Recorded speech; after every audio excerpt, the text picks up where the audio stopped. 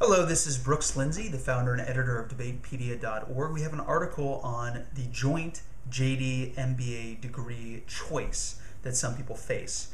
So this can happen if you decide to go to law school and you find in your first year you might have the option to add on to that with an extra year in MBA. Or some people can jump into a 3-year program that has a JD MBA. Typically it's 4. But the choice to get both a JD and MBA together has become a very prominent debate. So I'm going to go over some of the pros and cons that we have in our article. Law, business, increasingly intertwined, JD, MBA is therefore invaluable, is one argument. So this comes from the Georgetown Law Center. Quote, "The worlds of policy and management have become inextricably intertwined since the advent of increased government regulation of business, as well as the burgeoning international trade market. In a global economy, the role of the attorney in the day-to-day management of business has become paramount, as the modern business manager needs immediate access to legal advice." Okay, so big plus. Now, in the career tracks, question here, what can you do with a JD MBA? I'm going to go over some of the options. So a JD MBA is ideal for corporate law in general. It's where the intersection happens between business and law. So American University JD MBA program says, quote, "JD MBA graduates are well equipped for careers in mergers and acquisitions, international business, and business management, and positions such as in-house business counsel, outside legal advisor, and lobbyist." So those are kind of the specific career tracks, and that can obviously make a lot of sense. But in the legal field, some people say that a JD MBA allows lawyers to better identify with clients. So if they have a corporate client, a law firm has a corporate client, that corporate client will say, wow, this guy has an MBA, also a JD. I can really trust him to understand my needs. It's an okay argument. And then, of course, a lot of people say that a JD MBA is valuable in political legislative careers.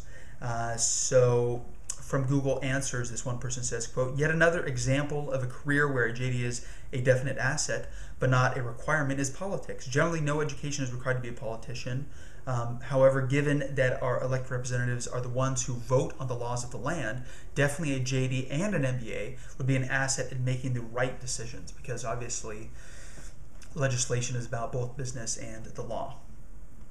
And consulting is a big way to use an MBA, a lot of people think, because consulting is very dynamic. You need to understand your client's needs, which are very complex, multidimensional.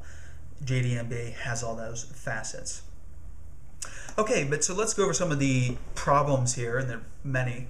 JD MBAs usually end up just choosing between business or legal careers. So you don't actually see that often that someone, switches around a whole bunch.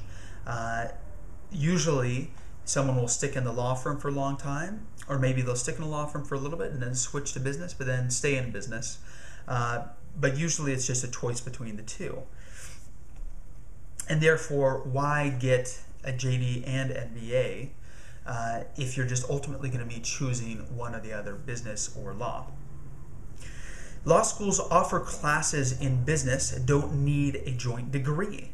For sure, law schools have all kinds of accounting classes. They have business law classes. If your goal is to really try to enter corporate law, you can do so in a traditional legal school.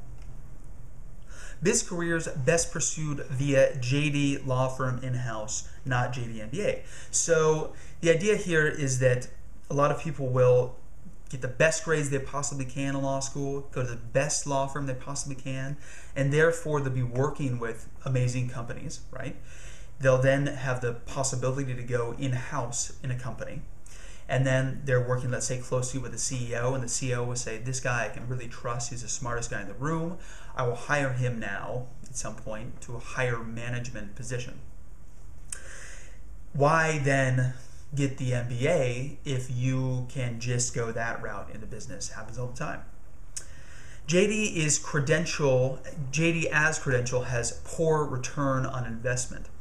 So this is from Law School Labyrinth, quote, "And if you want the JD as a mere credential, you should seriously introspect. This is a hugely expensive credential, and with public opinion toward lawyers as it is, it may not be as good a credential as you think." The value of a JD MBA is fairly ethereal, is kind of the follow-up on this. And this is from toplawschools.com. Quote, an MBA is not required to get into the financial industry. A JD will often suffice, though the MBA is certainly the most common path to these careers. An MBA is absolutely not required to practice corporate law for large firms. The value in the JD MBA then is somewhat ethereal. And there are other joint degrees that you could get besides a JD MBA, depending on your interests. So some other combos I'll just go over include, a JD Public Policy or an MPP, a Law and Public Health degree, maybe a Law and MFA. So you really kind of need to think clearly about what particularly are your interests. And if a JD MBA is just kind of way general in the ballpark, it might not be right.